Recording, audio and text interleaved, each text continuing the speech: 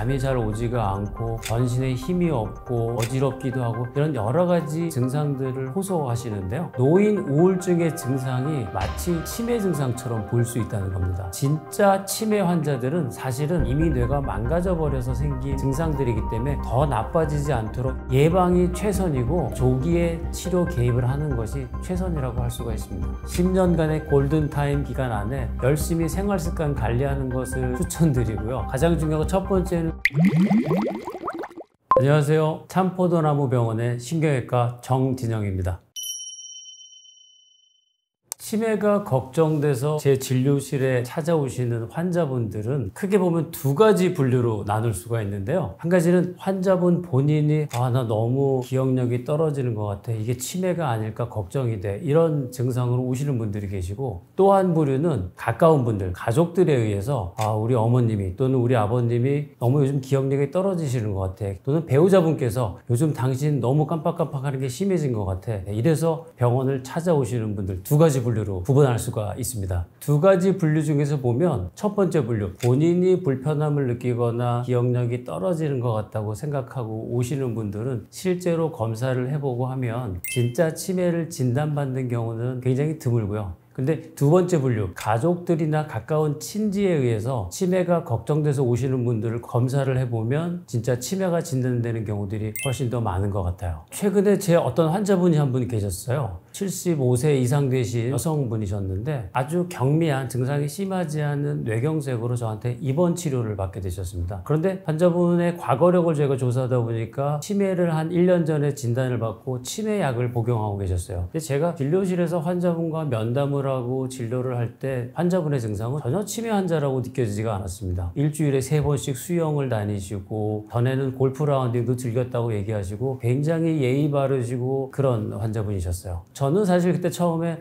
조금 타 병원에서 치매에 대해서 과잉 진단을 한 건 아닐까, 이렇게까지 치매약을 드실 정도일까 하는 생각을 조금 했었는데요. 막상 환자가 입원을 하고 2, 3일 정도 경과를 보면서 좀 더 긴 호흡으로 환자를 관찰해 보니까 이상한 증상들이 나타나기 시작하는 겁니다. 예를 들면 이불을 뒤집어 쓰고 약을 먹으려 하지 않는다든지, 사소하고 부적절한 상황에서 화를 간호사나 가족들한테 낸다든지, 또는 저녁 때 그냥 병원 밖을 나가서 집에 가겠다고 한다든지, 이런 이상 증상들이 한 번씩 나타나는 겁니다. 제가 아침에 회진을 가서 환자분께 어저께 왜 그러셨습니까? 라고 여쭤보면 어제 있었던 일이 기억이 나지 않는다고 얘기를 하시는 거예요. 마치 우리가 형광등 불빛이 깜빡깜빡 하잖아요. 불빛이 잠깐 깜빡하고 꺼졌을 때처럼 그 꺼졌을 때 상황을 환자분이 잘 기억을 못 하시는 겁니다. 본인이 그런 행동을 했다는 것에 대해서 부끄럽게 생각하시고 또 불안하게 생각하시고, 그러니까 어쩔 때는 그것 때문에 버럭 화를 내기도 하시고, 이런 것들이 자꾸 반복되시는 거였어요. 그래서 인지기능 검사와 치매 검사를 진행을 했더니 환자는 명백한 치매 환자셨습니다. 뇌경색에 대한 치료는 약물 치료로서 끝났고 환자분은 퇴원을 하시고 통원 치료로 오는데 언제부턴가 환자분이 오시지가 않더라고요. 가족분들만 약을 타러 오시는데 한 1년이 지난 지금 최근에 들은 환자는 치매가 훨씬 더 진행이 되셔서 최근에 집을 나가서 길을 잃은 다음에 경찰에 의해서 발견돼서 집으로 모시고 오는 그런 정도 상황, 그리고 친척집에 갔는데 소변 대변 실수를 하는 굉장히 심한 상태까지 진행이 되셔서 이제는 24시간 가족들에 의해서 케어를 받아야만 되는 그런 심한 치매 환자가 되셨었습니다. 즉 초기에 마치 형광등 불빛이 깜빡깜빡하는 이런 증상들 반복되고 점점 잦아지게 되면 단순히 노화로 인해서 건망증이 좀 심해졌다라고 생각하지 마시고 반드시 병원을 찾아서 치매에 대한 조기 검진을 받아보시는 것을 권유드립니다.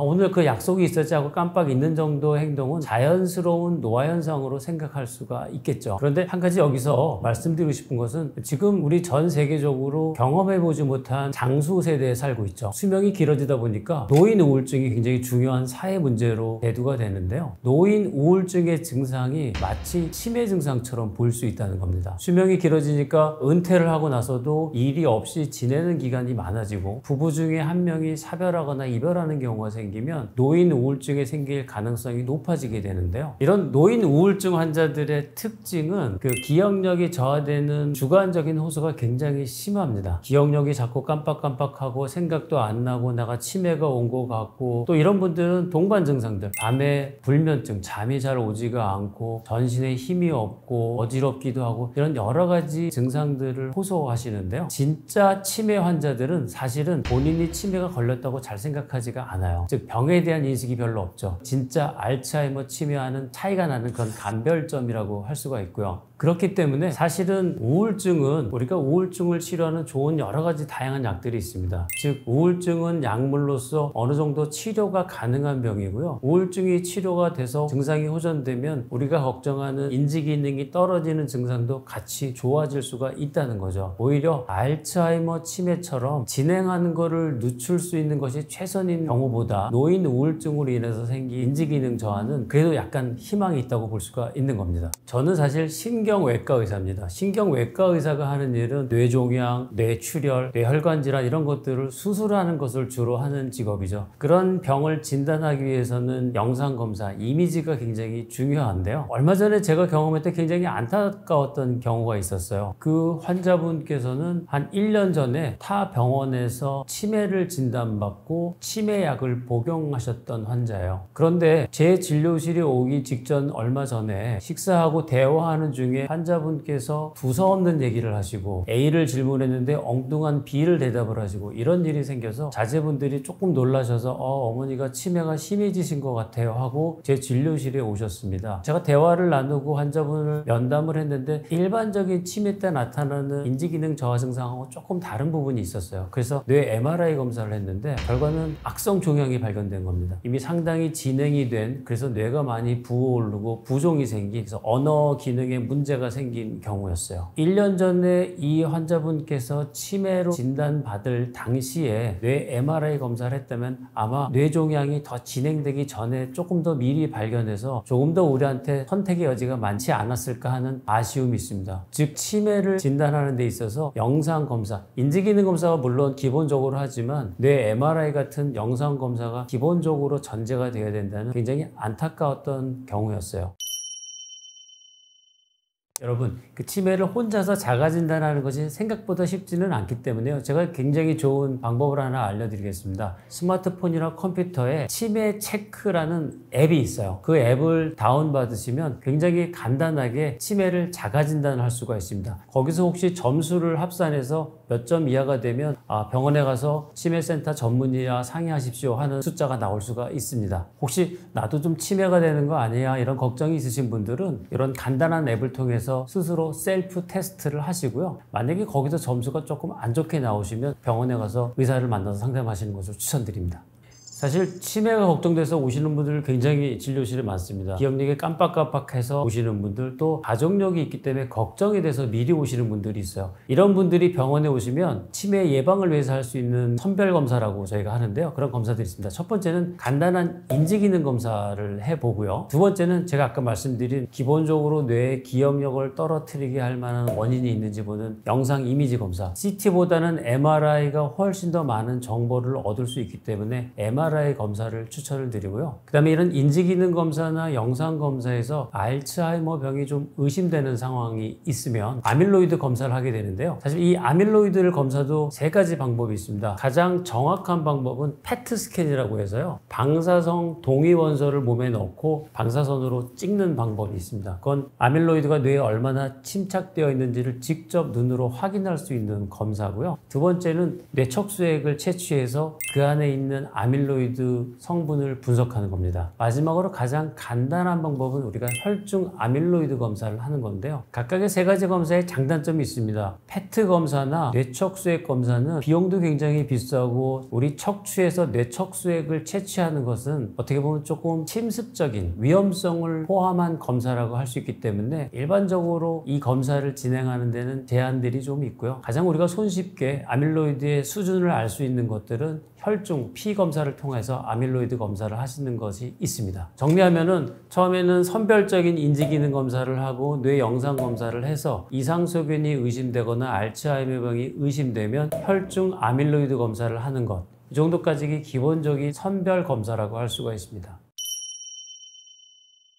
뉴스를 보면 신문을 보면 매일 무슨 치매에 대한 치료법이나 연구 결과가 발표됐다는 것들이 굉장히 많은데 사실 아직 치매라는 게 치료법이 없다는 얘기거든요. 지금 전 세계적으로 치매가 진단되면 의사들이 하는 대표적인 처방이 있습니다. 도네페질이라는 약물을 처방을 해요. 그게 이제 소위 치매약으로 알려져 있는 겁니다. 이 약은 어떤 약이냐면 아세틸콜린이라는 뇌신경 전달 물질이 있습니다. 이 아세틸콜린이라는 물질이 우리 기억, 학습을 담당하는 역할을 하는데요. 이 아세틸콜린의 양을 많게 해주는 작용을 합니다. 1970년대, 80년대 치매 연구에서는 치매가 생기는 원인이 뇌에 이 아세틸콜린이라는 신경 전달 물질이 부족해서 생기는 병이라고 이해했기 때문입니다. 근데 최근의 연구에 의하면 치매를 일으키는 주 범인은 이 아세틸콜린보다는 아밀로이드나 타우 같은 나쁜 찌꺼기 단백질이 좀 더 중요한 원인이 된다는 것이 밝혀졌죠. 즉 우리가 지금 매일 열심히 먹는 이 도네페질 치매약은 아밀로이드를 줄여주거나 없애주는 약은 아닙니다.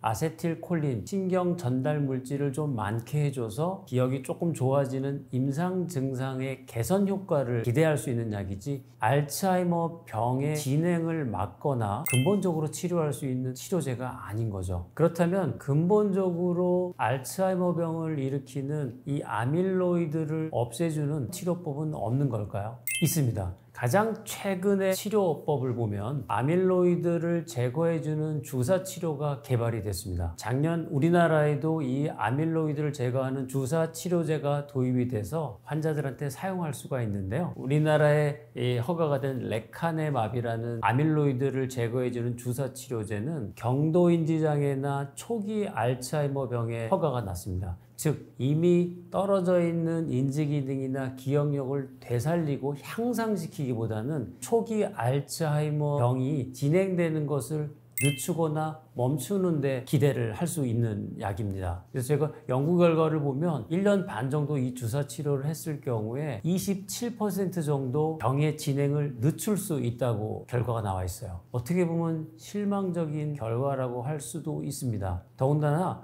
이 약은 몇 가지 문제가 있는데 이 주사 치료로 인해서 생길 수 있는 뇌 부작용, 첫 번째는 뇌 부종, 뇌가 붓는 거죠. 두 번째는 뇌출혈이 발생할 수 있습니다. 물론 여기서 말하는 뇌출혈이 굉장히 치명적인 뇌출혈은 아니라 MRI상에서 우리가 확인할 수 있는 미세한 출혈들을 얘기하는 건데요. 어쨌든 뇌부종이나 뇌출혈은 가볍지 않은 부작용이라고 할 수가 있죠. 또 한 가지 문제는 이 약값 치료비가 너무 비싸다는 겁니다. 수천만 원에 달하고 여러 번 중간중간 MRI를 찍으면서 뇌 부작용이 오는지를 확인해야 되기 때문에 굉장히 고비용이 든다는 치명적인 단점도 있습니다. 그렇기 때문에 현재로서는 예방이 최선이고 차선은 조기 진단을 해서 조기에 치료 개입을 하는 것이 최선이라고 할 수가 있습니다. 알츠하이머를 유발하는 이 베타 아밀로이드는 증상이 생기기 이미 한 10년 전부터 뇌에 천천히 쌓이기 시작한다고 보고 있기 때문에 이 증상이 없는 무증상의 이 10년을 골든타임이라고 생각을 하셔야 되는 거죠.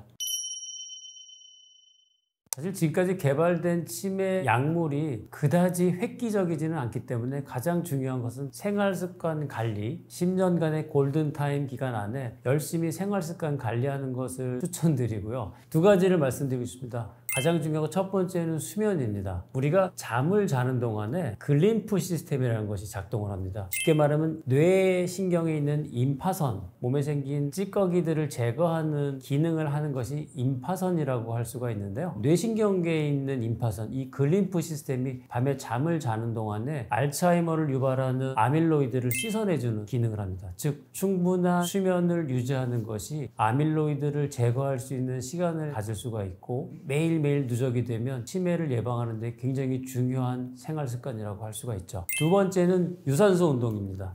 의사들이 맨날 자기들도 안 하면서 운동하라 이렇게 생각하실 수도 있는데요. 사실은 여러 가지 연구 결과에서 우리가 좀 더 강도가 있는 숨을 헐떡헐떡거리고 약간의 땀이 날 수 있을 정도의 어느 정도 중강도 이상의 유산소 운동을 하면 BDNF라고 그래서 이 치매를 예방하는 뇌 영양제, 천연의 뇌 영양제가 몸에서 많이 분비가 되는 것으로 알츠하이머 치매를 예방하고 기억력을 유지할 수 있는 굉장히 중요한 생활 습관이라고 할 수가 있습니다. 수면, 유산소 운동 두 가지를 꼭 기억하십시오. 여러분들께 권해드리고 싶은 치매 예방을 위한 생활 습관은요. 첫 번째는 독서입니다. 여러분들 어떤 원작 소설이나 책을 보고 나서 그거를 영화한 영화를 봤을 때 생각보다 영화에는 실망하는 경우들이 종종 있습니다. 그 이유는 우리가 책을 읽을 때는 상상력과 감정이입 그리고 또 앞에 읽었던 책에 대한 기억력 이런 것들 모든 것들을 종합적으로 자극을 하기 때문에 감정적으로 풍부해질 수가 있는데요. 영화라는 건 이미 만들어진 화면을 내가 그대로 주입받는 거기 때문에 오히려 실망하는 일이 생기는 거죠. 그래서 뇌를 종합적으로 자극하기 위해서는 독서를 추천을 드리고요. 두 번째는 더 좋은 방법은 사실은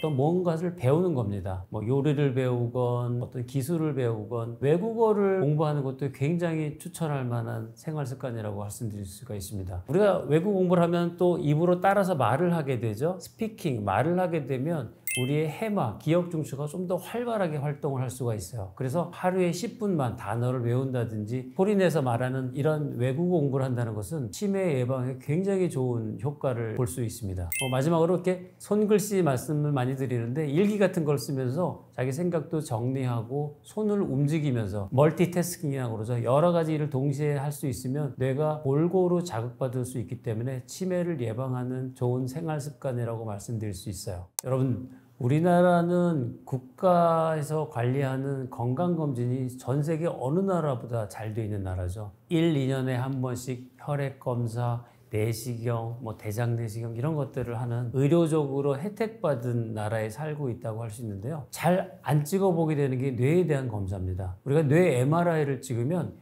뇌가 얼마나 위축이 되어 있는지 또 뇌혈관 질환으로 인해서 미세혈관이 막히거나 터진 데는 없는지 굉장히 많은 정보들을 얻을 수가 있습니다. 뇌 MRI는 내시경처럼 해마다 하거나 2년에 한 번 하실 필요는 없거든요. 하지만 저는 이제 환자분들께 말씀드리는데요. 60대가 이상 되시면 한 번 정도는 반드시 뇌와 뇌혈관을 확인할 수 있는 MRI 검사를 해보는 것을 권유를 드리고요. 그런 영상 검사를 통해서 치매뿐만 아니라 우리가 걱정하는 뇌졸중 많은 것들을 대비할 수 있기 때문에 60세 이상에서 검사는 체크하셔서 모두 건강한 노년 생활을 유지하시기를 바라겠습니다.